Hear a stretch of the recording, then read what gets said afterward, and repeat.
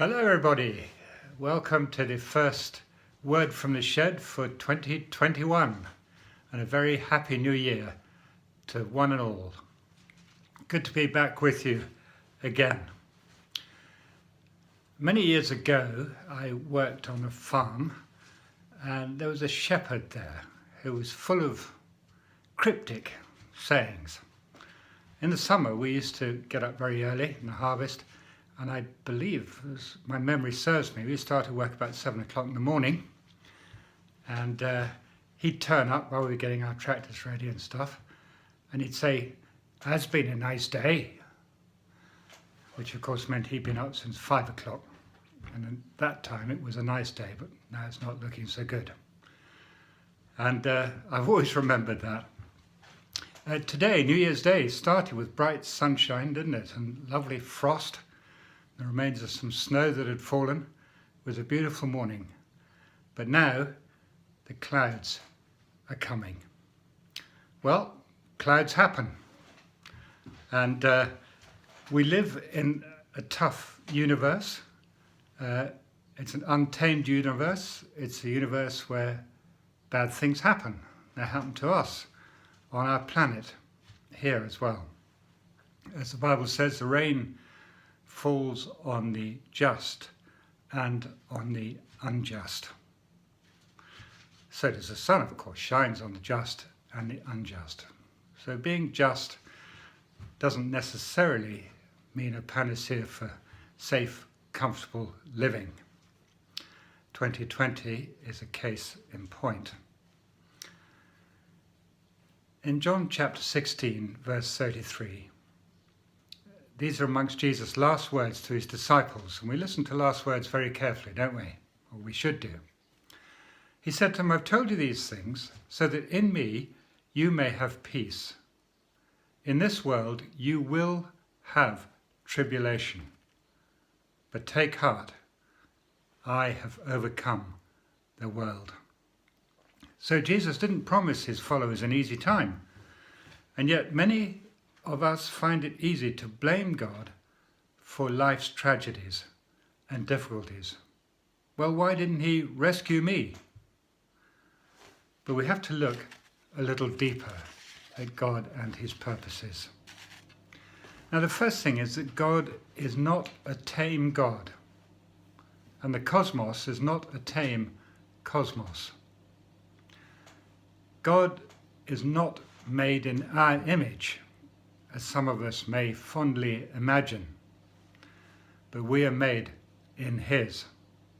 We can't tell him what to do, but we can come to him for counsel on what we should do. And nor is God contained by our religious habits and laws. Sometimes I feel we turn Christian faith into such a litany, if I may use the word, of liturgy and habits and traditions and forms of worship, that we actually lose sight of God himself. But he's bigger than all of that. And the other thing is that God's not a fairy godmother, somebody who can make everything well just with a tap of their wand, and there's a lovely flash and everything's worked out okay. Some people who argue against his existence seem to see him like that.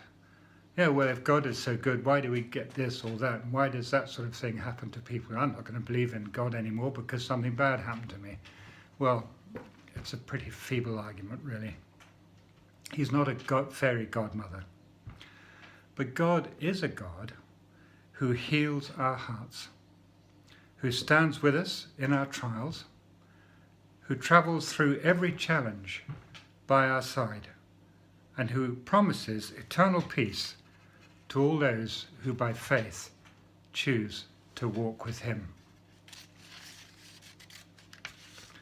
When Jesus told his disciples that he had overcome the world, he meant that all the evils, sufferings, deceits, and vanities of life, and even death itself, had been overcome at the cross in his own person.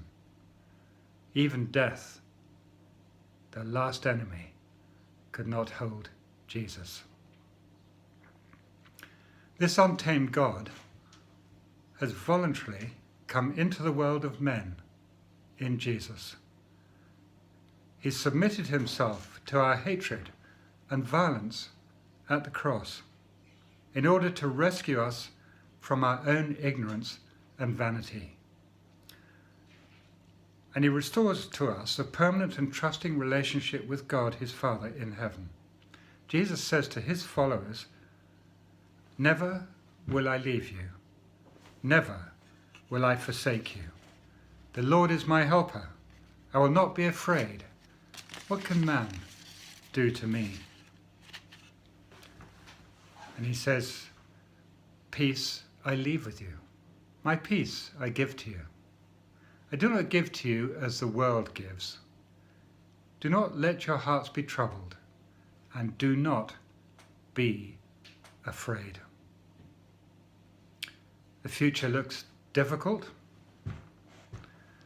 but God is with us in it. What we have to do is put our hands into his hands. We're not in control. He is. To know that peace, we have to acknowledge that, and that he loves us, and he will walk through all difficulty with us, including that last great difficulty, death itself, because he has conquered all. He is the Lord of glory, and it's his heart and purpose to lead those who created in his own image into that full and glorious future that he holds for us. So, if you want to look at some of the old videos that I made in last year, you can go to my channel. I'll put the link in the description box below. Also, if you'd like to subscribe, no cost, that would be great. Then you get notifications of the videos as they come up. You can also share them with your friends and hope that they start to look at them as well. It would be wonderful. And if you want to give the channel a bit of a boost, you just click the like button there below this video. So, God bless you. I wish you all a wonderful new year. Despite the potential odds, God is with you, and he will not leave you if you walk with him. Bye for now.